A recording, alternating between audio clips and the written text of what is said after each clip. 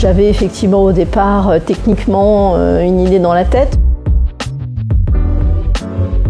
mais avec l'objectif de vulgariser la connaissance d'une nouvelle région qui n'existait pas il y a encore 3 ans. Donc c'est vrai que c'était un gros challenge.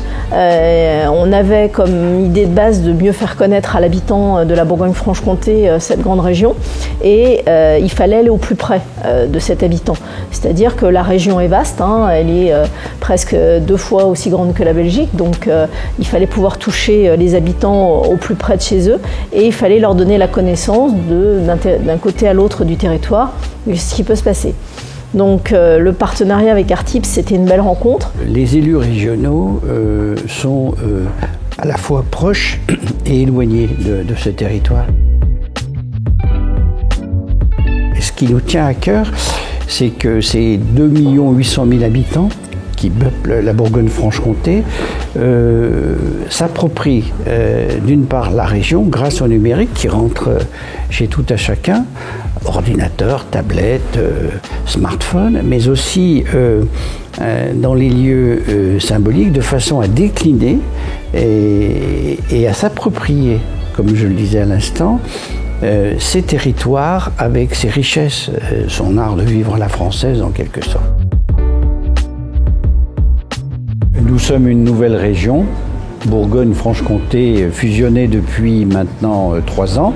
Donc l'objectif, c'était de permettre aux Bourguignons d'un côté et aux Franc-Comtois de l'autre de se retrouver avec un projet commun autour de sites emblématiques, de gastronomie, d'œnologie, de personnages célèbres, d'où cette idée d'avoir recours au service d'Artip pour pouvoir justement permettre aux citoyens, aux habitants, de devenir en quelque sorte des ambassadeurs de la grande région Bourgogne-Franche-Comté.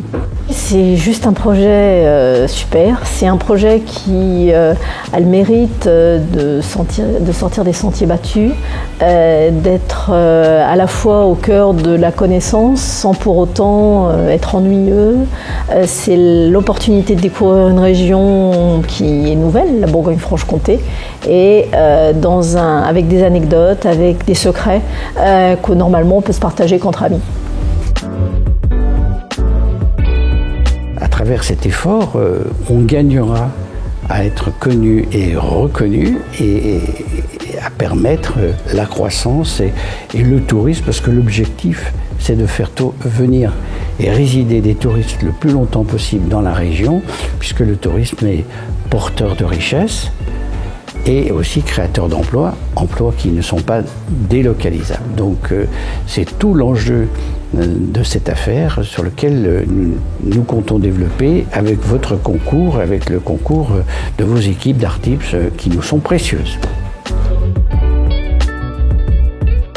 Le projet des 100 merveilles, on va dire, c'est la première étoile de notre parcours.